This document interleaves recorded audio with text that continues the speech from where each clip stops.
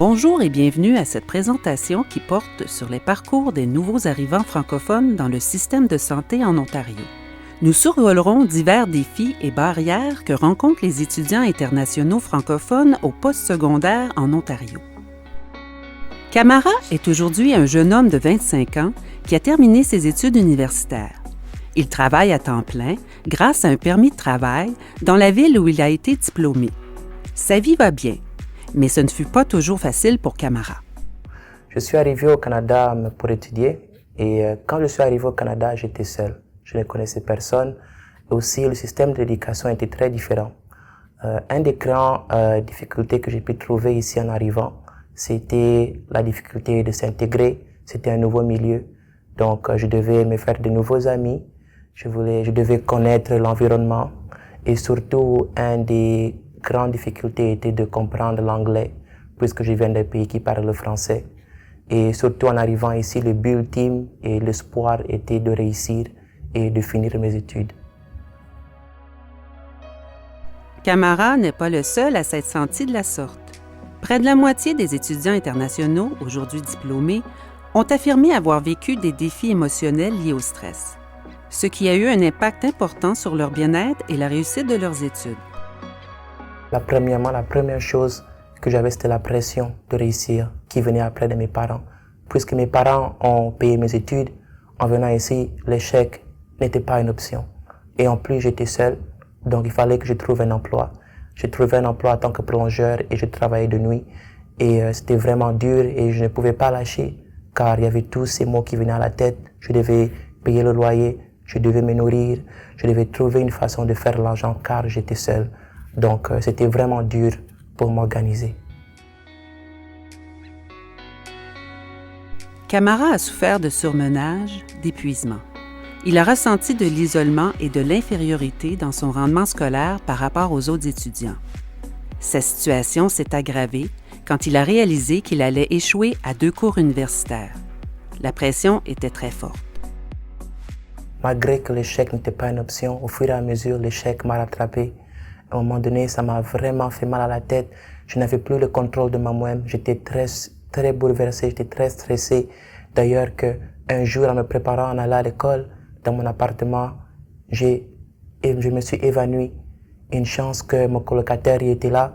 Il a appelé un taxi et nous sommes allés à l'urgence. C'était très délicat et c'est là que j'ai compris que j'étais dans un moment de très difficulté.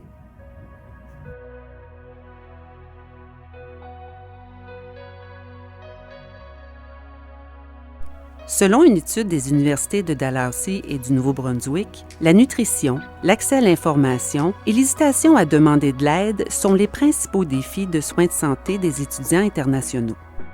En arrivant à l'hôpital, je suis très fatigué, je suis étourdi, je ne comprends pas ce qui se passe. Je vois le docteur, il m'assoit, il me pose plein de questions, il prend ma prise de sang. Ce qui m'a rendu beaucoup plus très dur, c'est qu'il n'y avait pas de service d'interprétation, car le docteur, il ne parlait qu'anglais. Mais une chance que mon colocataire était là et il a pu m'aider à traduire ce que le docteur disait. Camara a rencontré 2 barrières, l'une linguistique et l'autre culturelle. Il ne peut s'exprimer dans sa langue maternelle et sa difficulté à s'ouvrir et à répondre aux questions du médecin sur sa santé physique et mentale lui pose un défi. Il réalise que la façon d'aborder les questions de santé sont différentes ici au Canada. C'est la première fois qu'il ressent autant de détresse et de solitude. Il ne sait comment gérer cette situation, si loin de sa famille et de ses proches. Comme Camara avait des carences en fer, en calcium et en vitamine D, le médecin lui suggère d'adapter ses habitudes alimentaires. De plus, il lui recommande d'obtenir du soutien pour sa santé mentale. Pour Camara, c'était l'inconnu. D'ailleurs, les études démontrent que plus du tiers des étudiants internationaux ne connaissent pas les services d'aide qui s'offrent à eux. En sortant de l'hôpital, encore une fois, je me sentais encore un tout petit peu confus. Je me demandais si je devais encore me confier à mon collègue, malgré qu'il m'a aidé. Mais j'hésitais encore un tout petit peu. Je voulais pas trop lui apporter trop de charges. Donc après quelques temps, par contre, je me suis dit peut-être que je devais me confier à lui. Et c'est quand je me suis confié à lui qui m'a parlé de l'association étudiante, peut-être qui pouvait me venir en aide. L'association étudiante a proposé une bourse d'urgence à Camara pour payer ses achats de nourriture. On lui a aussi suggéré d'aller au service d'appui aux étudiants internationaux.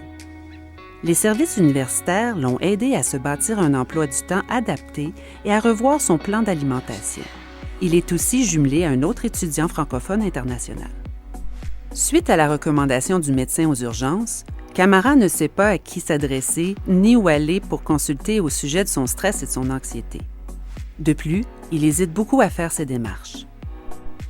Les problèmes de santé mentale touchent une grande partie de la population étudiante internationale. La pandémie a aggravé les choses. En 2021, 55% des étudiants internationaux se disaient à risque de dépression. Camara a décidé de rencontrer un psychologue. Mais les délais de 3 à 6 mois d'attente pour obtenir un rendez-vous avec un psychologue francophone dans le système de santé publique l'ont découragé.